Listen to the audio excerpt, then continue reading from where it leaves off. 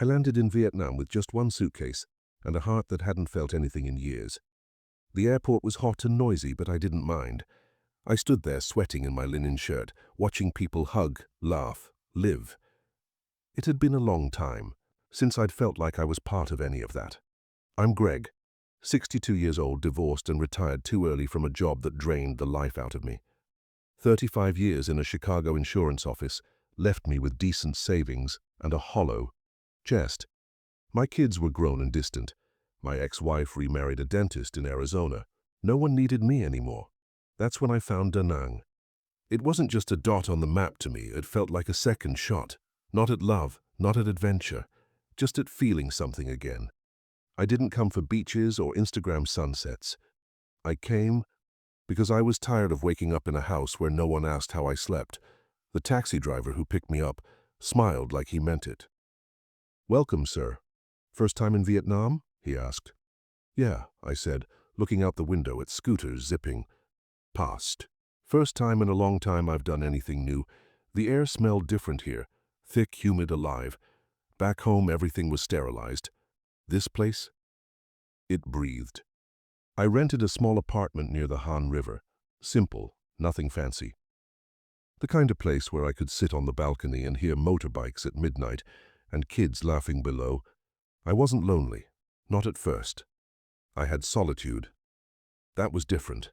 But a week in, I started to feel that itch, the one that creeps up on you when the silence stays too long. I joined a local expat group online. Nothing serious, just a few posts. Some guys complained about visa headaches. Some bragged about their girlfriends. Others warned about gold diggers. I wasn't looking for love, just someone to talk to. Her message came one evening after I posted a photo of the Dragon Bridge. "That's my favorite spot," she wrote. "You have good taste, Uncle." I chuckled. "Uncle, listen, that's what they call older men here." It didn't sting like I thought it would. Her name was Thao. She said she was 29, lived outside the city, worked part-time at a nail salon, and loved books. She asked me about mine. Not money, not my retirement, just me. It had been a while since anyone wanted to know what kind of music I liked or if I ever had a dog as a kid. We messaged for a few days. Nothing flirty, just kind. Then she asked if I wanted to meet. Just coffee, just company. I said yes without thinking. She showed up wearing a plain white blouse and jeans. No heavy makeup, no games, just her. Real. "I thought you'd be fatter," she said, giggling. "And I thought you'd be taller," I grinned back. We sat by the river for hours that first night. She talked about growing up in Quang Nam, about her mom selling street food to make ends meet, about her dreams of starting her own shop. I told her about Chicago, about winter mornings and frozen sidewalks, about how quiet my apartment back home had gotten after the divorce.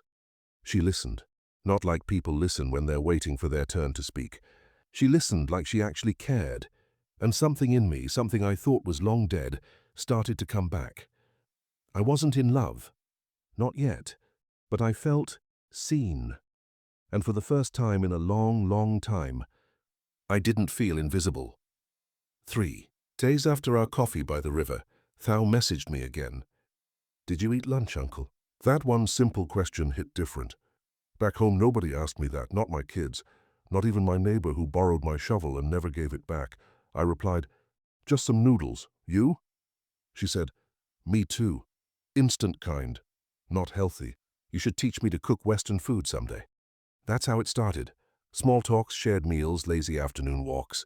2 weeks in, and I wasn't spending my evenings alone anymore. Thao would show up at my apartment with plastic bags, full of vegetables I couldn't name. She'd laugh at how badly I chopped onions and teach me to pronounce things like Rao Mung and Nuokmam. It was innocent, comfortable, like a friendship that just fit. Then one night, she called me Papa. I had just told her a silly story about my daughter's old teddy bear, how I once drove 20 minutes back home to get it after she left it at school. Thao smiled softly, looked down at her bowl, then looked up and said, "You would have been a good papa." I didn't know what to say. I hadn't heard that word, not directed at me, in over a decade. My kids used to call me Dad, then just Greg. Now, nothing at all. But hearing Papa from her, it didn't feel romantic. It felt safe. The next morning, she brought her little niece over to meet me, a shy, barefoot girl in a red Hello Kitty dress. Thao whispered something in Vietnamese, and the child reached out and took my hand. We all sat on the floor eating mangoes and rice cakes. I didn't speak the language, but laughter doesn't need subtitles. Later that night, I looked around my apartment. The dishes still on the counter, a strand of her hair on the pillow, her flip-flops by the door. It already felt like she belonged there. That week, she took me to meet her mother, a gray-haired woman with tired hands and a warm smile. We sat outside under a bamboo roof while chickens ran past us. She served me sweet corn soup and kept refilling my glass with iced tea. Thao translated. She said she's happy you're here. She thinks you have kind eyes. I don't remember the last time someone looked at me and saw anything kind. Before I left, her mom held my hand and said something soft and long in Vietnamese. Thao didn't translate it fully, just said, she hopes I'm not alone anymore. I wasn't sure what I was falling into, or if I was falling at all, but it was the first time in years I looked forward to waking up. We weren't lovers yet. We didn't talk about forever, but she was already weaving herself into my days, into the empty spaces I'd stopped noticing, and for the first time since Chicago. I didn't mind the silence when she was around. The first time I saw the message, I told myself it didn't mean anything. It was late. Thao was in the shower. Her phone lit up on the nightstand. I didn't mean to look, but the name caught my eye. Keat. The heart threw me off. I told myself it was probably her cousin, a nickname, a friend. Back in the States, I'd gotten in trouble for being suspicious. I didn't want to be that guy again, the one who ruins good things with bad habits. So I let it go. But the next morning, she was quieter. When I asked if she wanted to walk by the river, she said she was tired. When I made us eggs, she barely touched hers. Just scrolled through her phone with that unreadable half-smile. I told myself I was overthinking. Maybe she had work stress. Maybe she missed her family.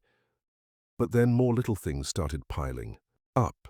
She said her work hours changed, that she needed to start taking more clients, but she never mentioned where. Her salon started feeling like a ghost job. No business cards, no pictures, no co-workers, no schedule. I offered to pick her up one afternoon, just surprise her with iced coffee. She didn't answer for hours. When she finally replied, it was short. Busy next time, no emoji, no heart, not even a smiley face. The warmth between us started to dim, not all at once, just enough for me to feel the chill in small moments. She stopped bringing her niece around, stopped staying the night. When I asked if everything was okay, she smiled and said, "Of course, Papa, just tired." But that smile didn't reach her eyes anymore. A few days later, she showed up at my place wearing a gold bracelet I hadn't seen before. Elegant, expensive looking. I raised an eyebrow. New? She hesitated. Old. My friend gave it. Birthday last year. I nodded. But something in her voice didn't sound right. I offered to take her and her mom out for dinner. She declined. Said her mum was sick. I offered to bring soup. She said they were resting, no need. I was slipping out of the world I thought we were building. But I couldn't admit it. Not yet. Because the truth is, I didn't want it to be true. I didn't want to believe I'd made the same mistake again. That even here, thousands of miles from the life I left behind, I was still just a man wanting something that maybe wasn't real. So I smiled back. I held her when she let me, and I waited for her to come back fully. But a small voice inside me was already whispering the thing I didn't want to hear. She's already gone. It happened on a Tuesday night. The power had flickered off for a few minutes, common enough in Da Nang during the rainy season. I lit a candle, sat by the window, and waited. Thao was supposed to come by after work. She didn't. I texted once. No reply. I called. Straight to voicemail. So I sat in the dark, sipping room-temperature water, trying not to think too much. But the silence kept poking holes in my calm. When the lights came back on an hour later, I saw her phone still plugged into my charger by the bed. She must have left it the night before. I picked it up to move it, just that. I swear, but the lock screen was still open, A new message had just popped up. Can't wait to see you again tonight. No name, just a number. My stomach dropped. I didn't want to look, didn't want to scroll, but I did. I don't know why. Maybe I already knew deep down. Maybe I needed proof before the hope inside me gave up completely. The chat history was there, dozens of messages. Last night was perfect. I miss your arms. He doesn't suspect anything, right? My hands went cold. I couldn't breathe for a moment. My ears were ringing, like static was building behind my eyes. This wasn't just harmless texting. This was real, physical, intentional. I scrolled up until I saw a selfie of the guy. Vietnamese, mid-30s, smooth smile, shirtless in bed, a bottle of beer in his hand. Thao had sent him photos too, ones I'd never seen, ones I thought were only for me. I put the phone down like it burned. I didn't cry. Not yet. I just sat on the edge of the bed, my body frozen while my mind sprinted in circles. The worst part? I wasn't even angry. I was embarrassed. Embarrassed that I let myself believe again. Embarrassed that I missed the signs. Embarrassed that at 62, I still wanted to be chosen badly enough to ignore the truth staring me in the face. Thao came by, late that night. She knocked once and walked in like nothing had changed. I stood in the hallway holding her phone. Her eyes met mine. For a second, just a second, something flickered in her expression. Regret? Guilt? Or maybe just surprise that I'd seen behind the curtain. I didn't yell, I didn't accuse, I just asked, "Who is he?" She froze, then blinked slowly. "He's just a friend." I nodded. "The one you spent last night with?" Silence. Then, the shift. She rolled her eyes and crossed her arms. "You're being dramatic. I'm not your property." I said nothing. She continued. "You knew I was young. You knew this wouldn't be forever. What did you expect?" I didn't answer, because I didn't know what I expected. All I knew was that the woman who once called me Papa was now looking at me like I was a burden. An old fool with a wallet and a fantasy. She turned and walked into the bathroom, closed the door, like nothing happened. I sat down at the kitchen table and stared at the 2 bowls I'd set out for dinner. One was still warm, the other stayed empty. The next morning I woke up to the sound of the front door closing. She was gone again. No note. No text. Just silence. I sat on the edge of the bed staring at the charger where her phone had been. I'd put it back, untouched, after last night. Hoping, stupidly, that she'd wake up, see it, and maybe explain. She didn't. Instead, I got a message from my bank. Withdrawal 18,000 VND. Location Vietcom Bank Branch 07. My chest tightened. That was the joint account we'd opened together, for her business, as she called it. A clothing stall at the market, she said. Her dream. I had never seen that stall. I checked the account. 2 more withdrawals. All within the last 5. Days gone. Almost everything. It hit me harder than I expected. Not just the money. It was the trust. The version of her I'd built in my mind. The one who asked about my childhood. The one who laughed at my terrible cooking. I called the number, on the account registry, pretending to be her assistant. A young bank employee answered. "Yes, I remember her," he said in English. "She came in with her husband." "Husband?" I asked, frozen. "Yes. Mr. Min. They signed property papers together last week. Something about a shared investment." I hung up. "Min, that was the guy in the texts, the same one in the photos, and that's when the final curtain dropped. Not only had she been using me, she'd been building a life with someone else the entire time, using my funds, my name, my blind loyalty." That night I opened the folder of property documents I'd signed for her a few months ago, forms she said were for a kiosk rental license. It was all in Vietnamese. I never read it closely. I trusted her. I brought it to a translator in the building. She flipped through the pages slowly, then looked at me with a strange mix of pity and caution. "Sir, you signed over financial authority. You gave her full rights over the shared account, and this—" She tapped one page gently. "This is a land purchase. You signed a transfer of ownership. Your name isn't on it anymore." I felt like the walls were closing in. I walked out into the humid night, wandered the side streets near the market and just kept walking. For hours, past street food stalls, neon cafes, and laughing teenagers on scooters. I didn't know what I was looking for, maybe peace, maybe proof it wasn't all fake. But deep down I already knew even her name, Thao, wasn't on the paperwork. She'd used her legal name, a different one entirely, one she never mentioned. The woman I thought I loved was a shadow, and I had handed my life to her with a smile. The next day I went to a local lawyer's office, small place. Concrete walls, a flickering ceiling fan. The man behind the desk wore thick glasses and a calm expression that made me feel smaller than I already did. I handed him everything: the property transfer papers, the joint account forms, the screenshots I'd taken from her phone. He flipped through them slowly, then looked up. "Sir," he said gently, "I'm sorry, but everything you signed is legally valid. There's no co-ownership here. You gifted the property, you gave her full access." I nodded, even though my throat was tightening. "And what about a divorce?" I asked. "I just want out. I don't want anything back. I just want to undo it." The lawyer gave me a look I didn't expect, pity mixed with hesitation. "There is no divorce in Vietnam," he said. "At least not in the way you're thinking. Annulment exists, yes, but it's long, expensive, and must meet strict conditions." I blinked. "Like what?"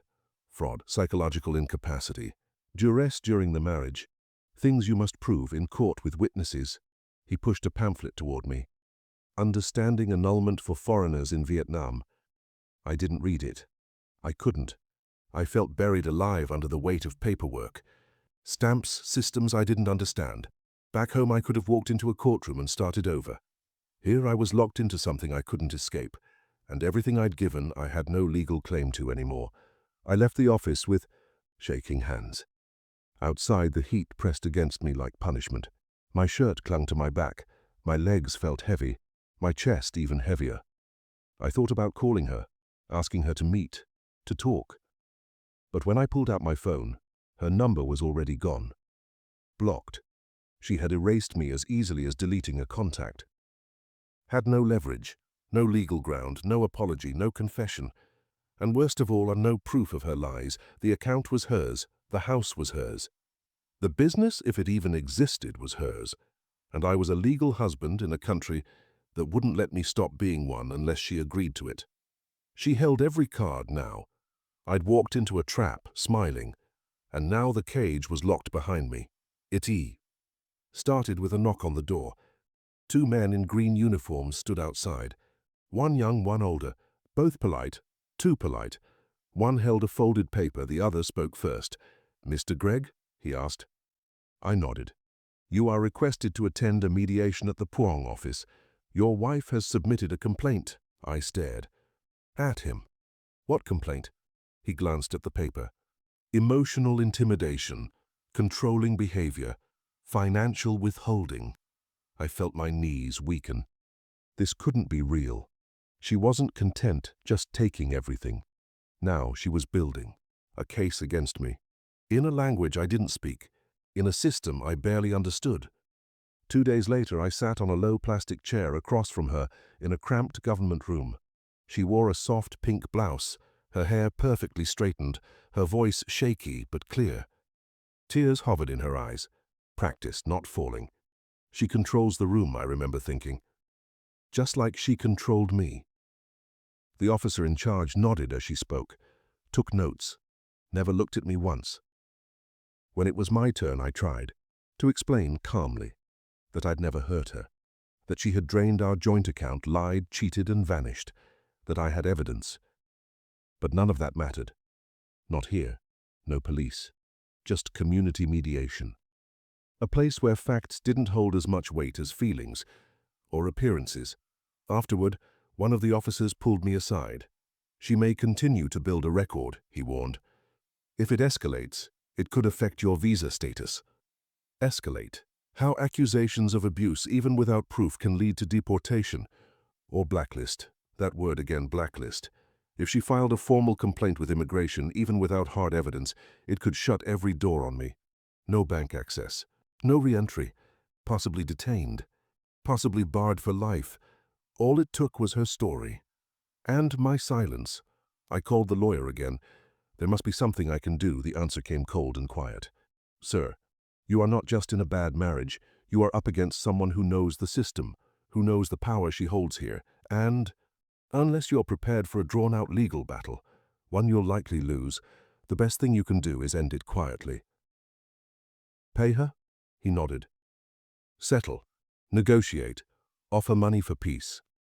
I sat there stunned. She took my trust. Took my home.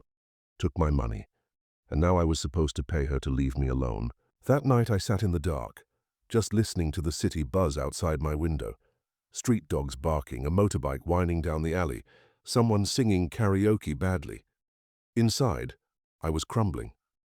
But outside, the world just kept moving. And she had moved on long before I even knew I was left behind. It took me 4 days to swallow my pride. 4 days of pacing my apartment, rereading bank statements, imagining immigration officers showing up to take me away. I didn't sleep much, I couldn't.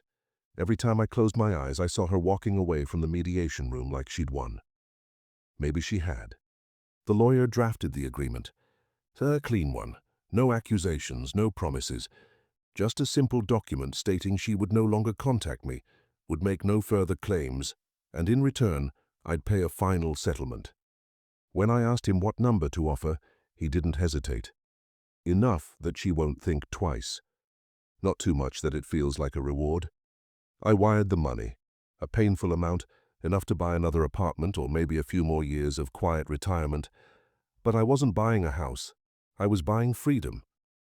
She showed up to sign the papers, wearing sunglasses and red lipstick, like she was headed to brunch, not the burial of a relationship.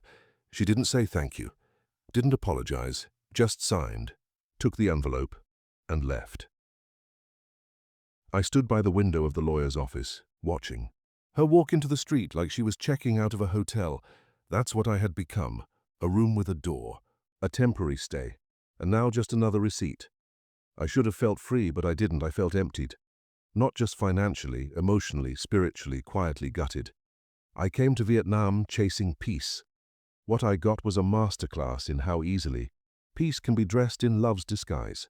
The next morning I deleted our photos, everyone, but her voice stayed in my head. You're a good man, Papa. It echoed not because it was true, but because for a moment I believed it, and that's what broke me most. The apartment felt bigger after she was gone. Too big. I rearranged the furniture, got rid of the mug she always used, donated the dresses she left behind. But no matter how I shifted the space, her presence clung to the walls like humidity. I tried to rebuild a routine, morning walks, instant coffee, cheap sandwiches from the corner shop, but it was all mechanical. I passed the riverfront where we had our first coffee, avoided it at first, then one day stood there watching a couple laugh over iced tea, the girl feeding him from her plate. Looked away. I wasn't bitter, not anymore. I was just tired. Tired of trying to fix something I never understood. Tired of blaming myself. Tired of pretending it had been something it wasn't. I joined a local expat meetup, more to listen, and then to talk, and there were other men there, different countries, same story. We weren't predators or perverts. We were just old men who believed too hard, too fast. One guy said, "We come here with love in our chest and a target on our back." Another added, "You don't pay for love here, you pay to believe it's real." That one hit me hardest because I'd believed her, her touch, her smile, her lies. I replayed every moment, every laugh, trying to find the first crack, the first signal I missed. But that's the thing about storms disguised as sunsets. They don't look dangerous until the damage is done. I had been so desperate to feel alive again that I handed my life to a stranger with soft eyes and good timing. I don't hate her. I wish I did. But what I really hate is how much of me I gave away without asking for anything real in return. I sit most mornings at the same cafe now. Corner table, small fan overhead, coffee that tastes slightly burnt, but I drink it anyway. Tourists pass by with wide eyes.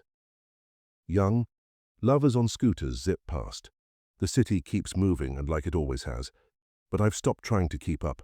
I'm not the same man who landed in Da Nang with a suitcase and quiet hope. I'm something else now. Not bitter. Not broken, just awake. People still ask me why I don't leave. Why I don't go back to Chicago, to the cold apartment and colder memories. But the truth is, I didn't come to Vietnam to find love. I came here to stop feeling invisible. And I did. Even if it ended in ruin, I felt seen again. That's a dangerous kind of miracle, to go from forgotten to needed.